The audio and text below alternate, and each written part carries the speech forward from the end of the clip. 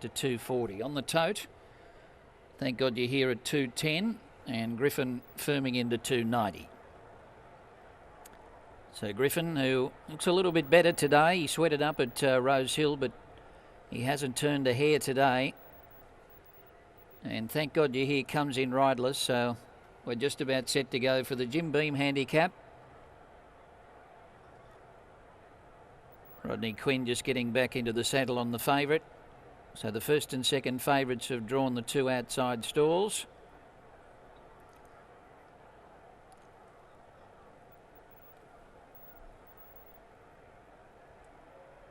They're ready to go. And they're racing. Griffin was jagged back shortly after the start, and Hassanor came out quickly and went to the lead. Miss Independent going up along the inside to be in a close second early on and may even go to the lead now. Followed by On the Lookout and Tag Us, and then Bacchanal Woman. Thank God You're Here is back third last, and he's racing a little bit wide outside of Griffin. And Tromso is settling down last of all. At the 800, and Miss Independent on the inside, and Hassanor are matching strides. Miss Independent going about a neck clear as they go to the 650. On the Lookout, third, Tag Us, fourth, and then Bacchanal Woman. Followed further back by Thank God You're Here. Still covering a little bit of ground, and Griffin's right on his tail, and Tromso over on the inside at the back of the field. Running for home, Miss Independent just in front of Hassanor. They lead by two on the Lookout. And then at the head of the others, Tag Us, followed further back next by Bacchanal Woman. Griffin starting to run on strongly down the outside. He sprinted better than Thank God You're Here. It's Hassanor just in front of Miss Independent. Bacchanal Woman. Thank God You're Here's picking up again, and then Griffin on the outside. But Bacchanal Woman, it's going to be an upset. Bacchanal Woman broke away and beat Thank God You're Here. Photo third on the Lookout of Griffin, who died on his run.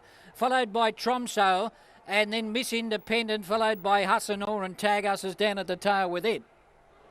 Well, Bacchanal Woman, this good-looking grey mare for Joe Pride, and Corey Brown, a race-to-race double for Corey. She's come through the middle, and she looked super. She has just beaten them off pretty easily in the end. Bacchanal Woman beats home Thank God You're Here, a photo for third. I think Griffin might just miss out there, but Thank God You're Here in second placing. Bacchanal Woman is the winner of race 3 on the program, doing it easily for Corey, winning back-to-back races. Oh, he's a wonderful trainer, Joe Pride. He's a wonderful trainer. He's got this mare fresh today, and she was too good. She's blown them away.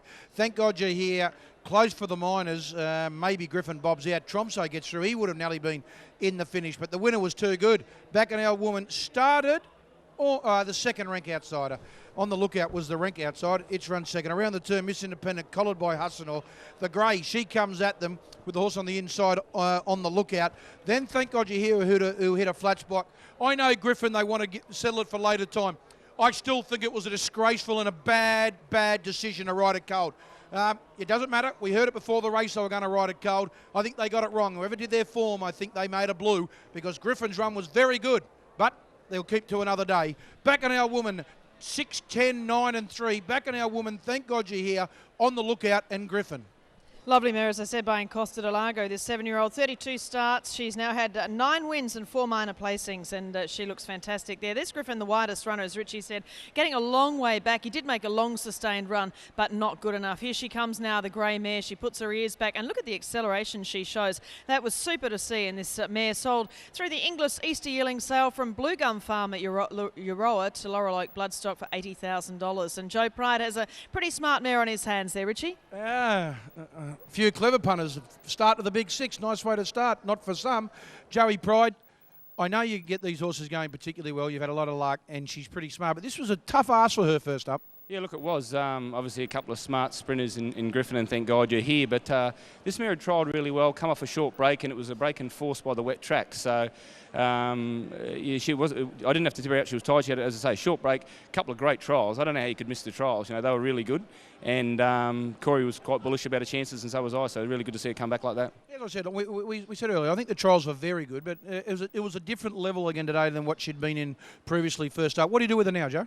Yeah, just going back to that though. I mean, she's a listed winner. Thank God You're Here, and that, look, they're promising, but they haven't got there yet. Over the shorter trip. Yeah. So she's won a listed race over 14. She's pretty smart, and the race we've got targeted for her is in Melbourne on Cox Plate Day. The Tessio Stakes, the mile for the mares, and I think that'll be the ideal sort of race for her. Although she was fresh today, you've still left something there to work with.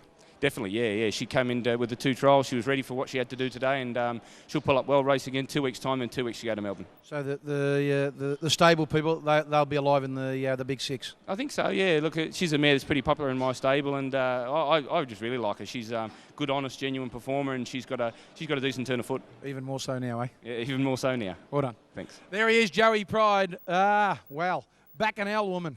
Yep, a great performance by this mare. Costa del Lago out of a Zabille mare, Milady Fontaine for Lockyer Thoroughbred Syndicate, DJL and G O'Keefe. So congratulations to them with a winner here at Royal Randwick on a big spring race day, Rich. Yeah, Corey Brown, as I said in only the interview before, I said he's really hasn't just turned the corner, he's just lapped the corner. She was impressive. She was, mate. Saying to Joe and the owners, her first 2 trials, or her 2 trials this time in, been absolutely outstanding.